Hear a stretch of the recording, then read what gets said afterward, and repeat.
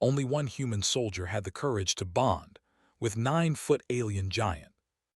No one in the coalition liked walking near the giant.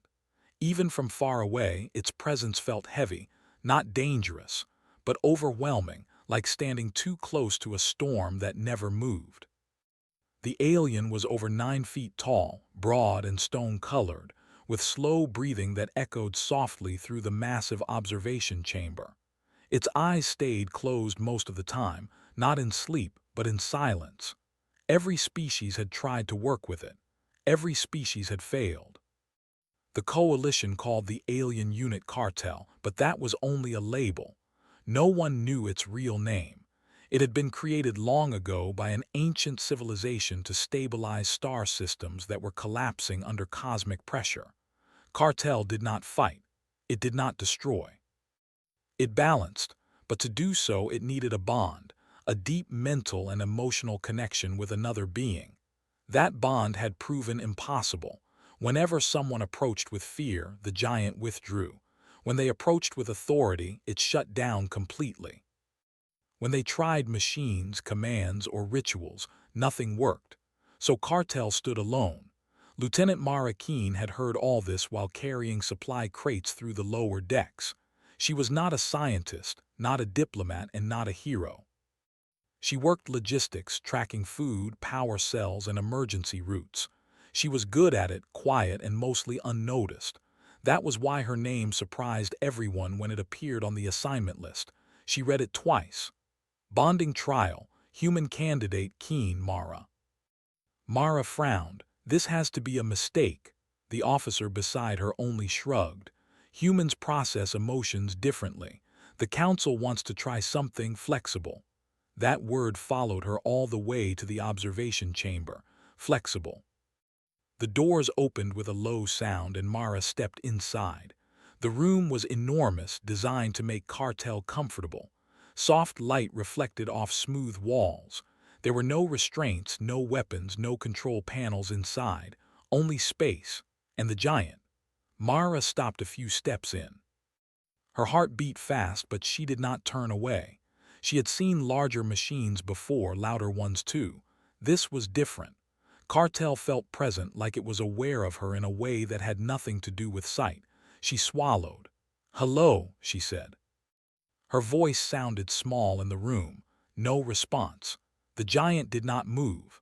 Behind a reinforced window, dozens of coalition observers held their breath. Instruments waited to measure reactions. History waited to repeat itself. Mara took another step forward, then stopped again.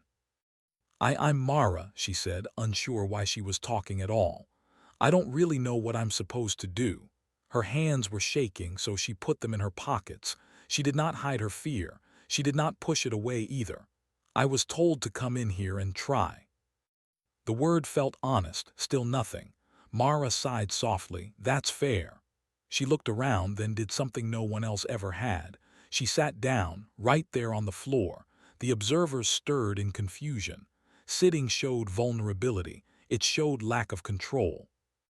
Other species avoided it. Humans didn't always think that way.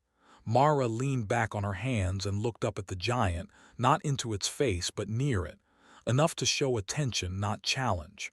"You don't have to do anything," she said. "I'm not here to order you. And I'm definitely not here to control you." Her voice steadied as she spoke. "I'm just here." Time passed, minutes. Then something changed. Cartel's breathing shifted. It was almost impossible to notice, but the sensors caught it instantly. A slow adjustment, like someone listening. Mara felt it too, not as a sound, but as a pressure easing slightly in her chest. She took a careful breath. "Everyone else probably wanted something from you," she said. "That gets tiring. I know the feeling." Her words were simple. Ordinary, not planned. The giant's fingers moved, just a little. Gasps filled the observation room. Mara noticed, but she did not react strongly. No sudden movement, no excitement. She stayed still. "That okay?" she asked quietly. The giant did not answer with words. But it did not pull away. Something brushed the edge of Mara's thoughts then, not an image, not a voice, but a sense. Loneliness. deep and endless, like standing awake while the universe slept. Mara's eyes filled with tears before she could stop them. "Oh," she whispered. "You've been alone for a very long time." The connection flickered, surprised. She hadn't meant to reach out. She hadn't meant to feel anything at all, but she didn't close herself off either. That's really hard," she said. "I'm sorry." For the first time in centuries, Cartel opened its eyes. They were not glowing or frightening. They were calm, ancient, and full of questions. Mara felt fear rise again, but she stayed. "I'm still here," she said. "If you want me to leave, I will. But I won't pretend you're not real." The giant lowered its massive head slightly, a sign of acknowledgement. The instruments went wild. Neural activity appeared where there had been none. Emotional resonance formed gentle, stable patterns. The impossible was happening not through force or command but through acceptance. Mara did not know any of this. She only knew she felt seen, not studied, not judged, seen. A soft thought touched her mind, fragile and careful. "Why do you stay?" Mara answered without speaking. "Because you're here," she thought back. "And that matters." Silence followed, but it was no longer empty. When the session ended, Mara stood slowly. Her legs felt weak, not from fear, but from something deeper. "I'll come back," she said, "if that's okay." Cartel did not stop her. As the doors closed behind her, the council chamber erupted into stunned discussion. Records were rewritten. Old assumptions collapsed quietly. Humanity, it seemed, had done something no one else could. Not by strength, not by intelligence, but by courage of a different kind. Mara Keen walked down the corridor, unaware that history had shifted, only knowing that, for the first time in a long while, neither she nor the giant felt alone. The next day, the entire station felt different. No alarms rang. No announcements were made, but everyone knew something had changed. Scientists whispered in hallways. Officers checked reports again and again, as if the numbers might disappear if they looked away. For the first time in recorded history, Cartel had responded. And the reason had a name: Mara Keen. Mara herself did not feel special. She woke up tired, confused, and unsure if what she remembered was even real. The feeling of loneliness she had touched still sat heavy in her chest, like an echo that refused to fade. When she arrived at the observation level again, she noticed the changes immediately. The room was quieter, the lights were softer, and the giant was awake. Cartel stood near the center of the chamber, eyes open, posture relaxed but alert. It did not move when Mara entered, but its attention shifted toward her in a way that felt gentle, not heavy.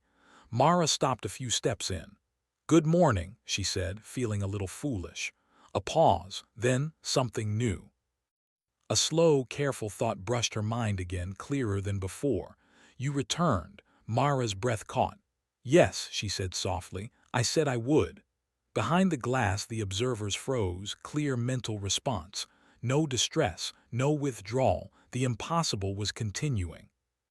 Mara stepped closer, but not too close. She remembered how pressure felt to the giant, even when unintentional. "Is this okay?" she asked, both aloud and inside her thoughts. Cartel considered the question. The sensation Mara felt was thoughtful, layered, like a mind that had spent centuries alone with nothing but time. "Yes." One simple word. Mara smiled before she realized she was doing it. The next hours passed slowly.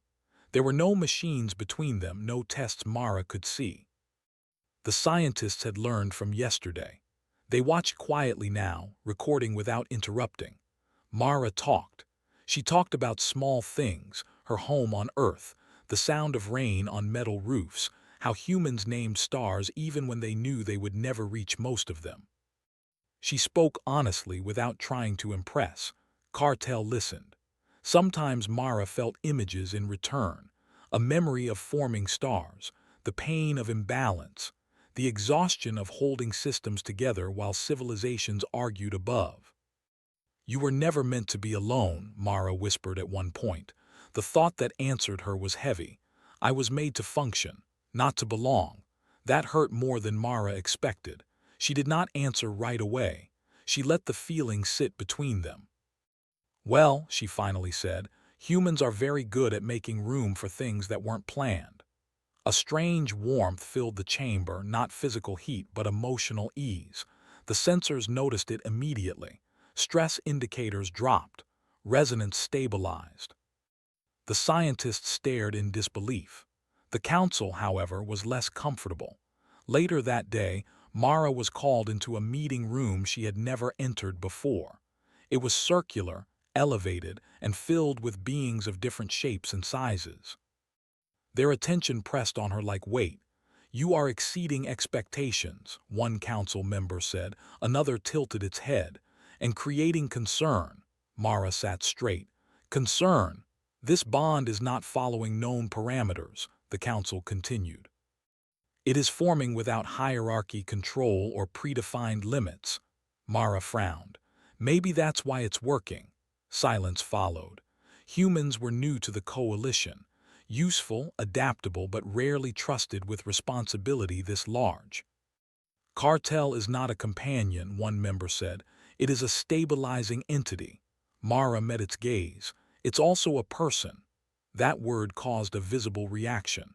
"No species has referred to it that way," the council replied. "Maybe that's the problem," Mara said calmly. The meeting ended without agreement, but the bond continued. Over the next week, Mara and Cartel met daily. Each session deepened the connection not by force but by understanding. They shared thoughts carefully, learning each other's limits. Mara discovered that Cartel did not think in commands or goals but in balance and feeling. It understood fear deeply, not as an enemy but as information. In return, Cartel learned something new from Mara: choice. Humans, unlike many species, were not bound tightly by instinct or rigid mental structures. They could feel fear and still move forward. They could doubt and still decide. This flexibility fascinated the giant. "You act without certainty," Cartel observed. Mara smiled. "We don't get much certainty." As the bond grew, strange things began to happen across the station. Communication errors corrected themselves. Power systems stabilized without explanation. A distant star system that had been slowly drifting toward collapse stopped. The coalition could not ignore it anymore. Humanity was no longer just present. Humanity was connected. Some species welcomed this. Others feared it. "What happens?" one ambassador asked. "If the human breaks?" Mara heard that question later. It stayed with her. That night during her next session, she sat quietly beside Cartel. "Do you ever worry about me failing?" she asked. The answer came slowly. "Failure is a human fear. Balance is not broken by one moment." Mara exhaled. "That helps." "You feel small," Cartel added. She laughed softly. "I am small. And yet you stay." That, Mara realized, was the heart of it, not strength, not courage in the way soldiers talked about it, but staying. When the first real test came, it was not dramatic. A coalition relay network began to destabilize, not collapsing, but vibrating with confusion as different species tried to fix it in different ways. Old methods would have taken weeks. Cartel felt the disturbance immediately. Mara felt it too.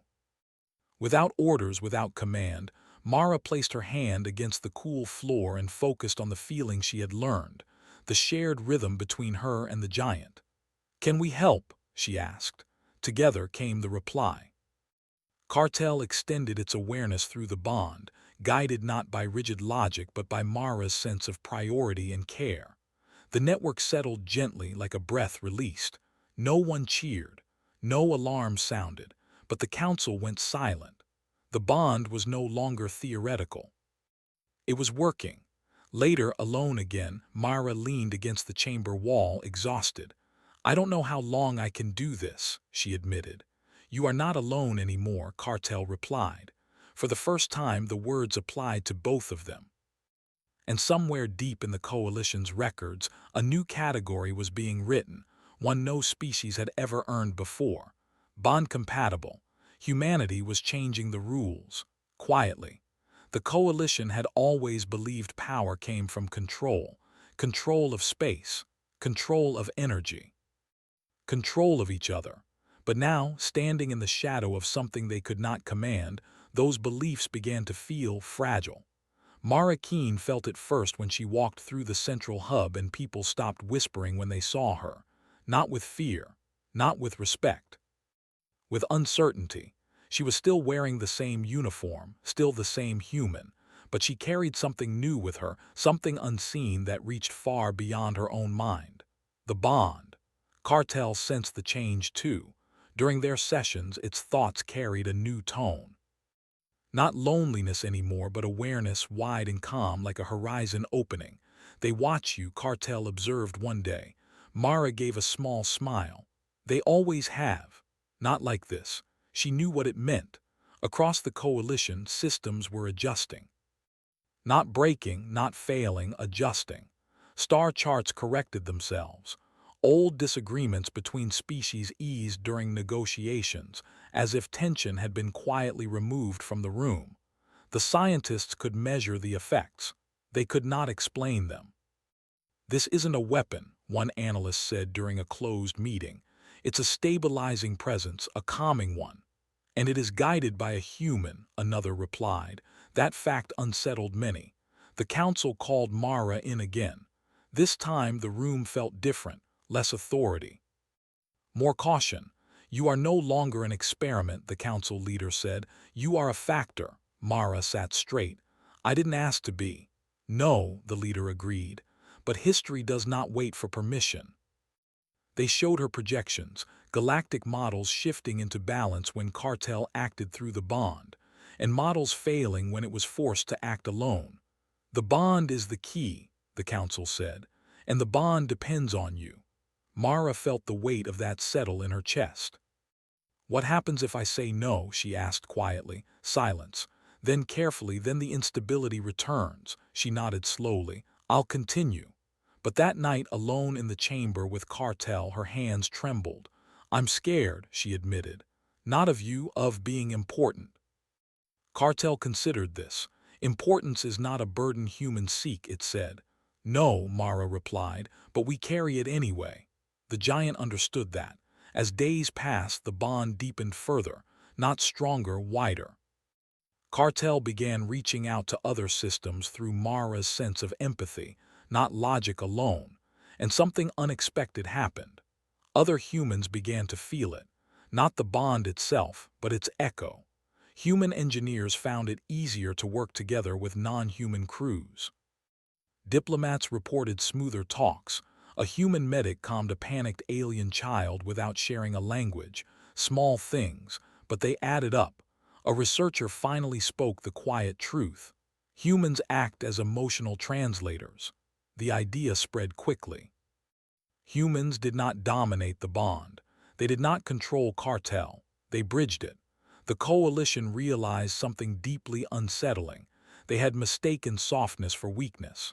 The first real challenge came not from space, but from fear. A group of species formally objected to humanity's role. They feared dependence, feared imbalance, feared losing control. "They are too unpredictable," one delegate argued, "too emotional." Mara listened from the back of the chamber.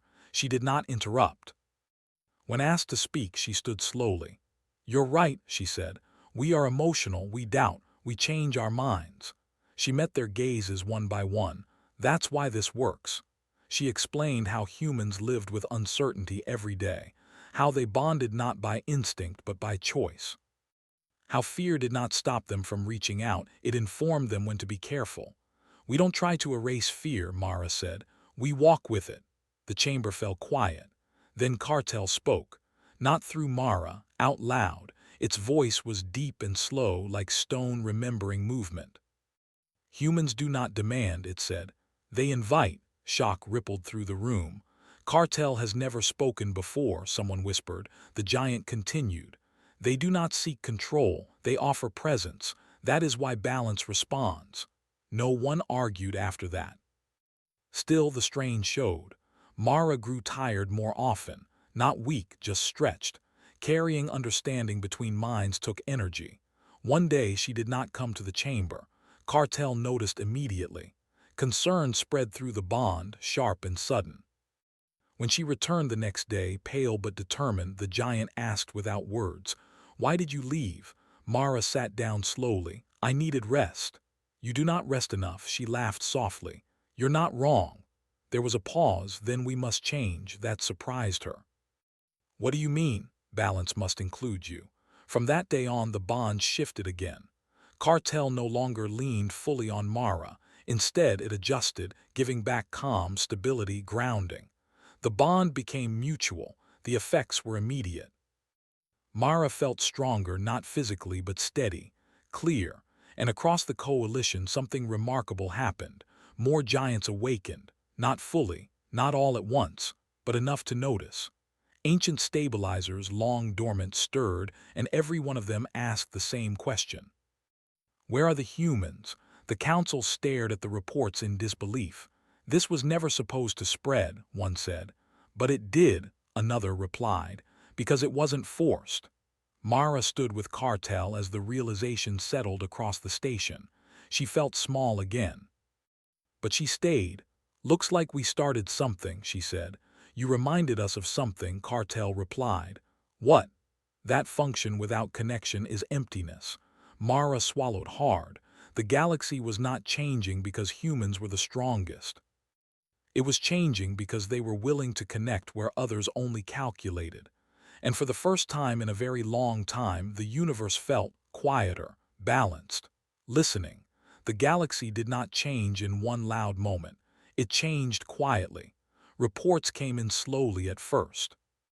A stabilizer awakening near a distant blue star, another responding near a dense trade route. Each time the pattern was the same. The giants did not ask for commands. They did not ask for control. They asked one question: "Where are the humans?" The coalition had no answer ready. For generations, humans had been treated as helpers, adaptable workers, clever problem solvers, useful, but never central. Now, ancient beings older than most civilizations were requesting them by name. The council met in emergency session. "This was not predicted," one member said. "No," another replied, "because it could not be measured." Mara Keen stood at the edge of the chamber, hands clasped behind her back. She looked tired but steady. The bond with Cartel felt calm now, like a shared breath instead of a constant pull. She did not feel special. She felt responsible. "They're afraid," she said quietly. The council turned to her. "Of the giants?" one asked. "Of change," Mara answered. "Of not being in control anymore." Silence followed. Cartel stood behind her, massive and still. Its presence no longer caused discomfort in the room. Over time, the coalition had adapted, not to its size but to its calm. "You believe humans should answer the call," the council leader said. "I believe," Mara replied, choosing her words carefully, "that we should listen. That's what we do best." The council had no argument for that. Within weeks, the first volunteers stepped forward, not soldiers, not commanders, teachers, engineers, medics, pilots, ordinary humans with no special training beyond being human. They were paired carefully, slowly, always by consent. Some bonds formed quickly, some took time, some did not form at all, and that was respected. The giants did not demand success. They valued honesty. Mara remained with Cartel, guiding others when needed, but never forcing her path onto anyone else. She learned that leadership, like bonding, worked best when it was offered, not claimed. One evening, as the station lights dimmed to simulate night, Mara sat beside Cartel and watched stars through the wide observation window. "Do you regret it?" she asked softly. "Waking the others?" Cartel considered the question. "No," it replied. "Regret comes from acting against balance." Mara nodded. "That makes sense." There was a pause. "Do you regret staying?" She smiled faintly. "Sometimes I miss being invisible." "Invisibility is safety," Cartel said, "but it is not growth." She laughed quietly. "You sound like a philosopher." "I have had time." Across the galaxy, changes continued. Disputes that once lasted decades now ended in days, not because everyone agreed, but because they listened. Human mediators became common in coalition talks, not for authority but for understanding. The phrase "human presence requested" began appearing in official documents, not as a requirement, as a courtesy. The council eventually made it official. Humanity was granted a new status, bond-compatible species. It came with no special power, no control over others, no weapons or territory, only responsibility. Some humans refused it, others accepted. Both choices were respected. Mara attended the announcement but stood far from the center. She did not like crowds anymore. Cartel stayed nearby, a quiet anchor. When the council leader finished speaking, the room waited. Then Cartel stepped forward. This time there was no fear. "I will speak," it said, its voice echoing gently. "Not as a tool, not as a function, but as a being who has observed." The chamber stilled. "For ages we stabilized stars while civilizations rose and fell," Cartel continued. "We were efficient. We were alone." Its eyes moved to the humans present. Humans did not approach us with certainty. They approached us with honesty, with fear they did not hide. Mara felt her throat tighten. "They did not command balance," the giant said. "They shared it." The word spread quickly across the coalition. Humans became known by a new description, the species that listens while afraid. Mara did not like the attention, but she understood its meaning. Months later, her role finally changed. Not removed, balanced. She trained others. She stepped back when needed. She rested. The bond with Cartel no longer pulled at her constantly. It flowed naturally, like conversation between old friends. One day, as they stood watching a distant system stabilize into quiet harmony, Mara spoke. "What will happen when I'm gone?" Cartel answered without hesitation.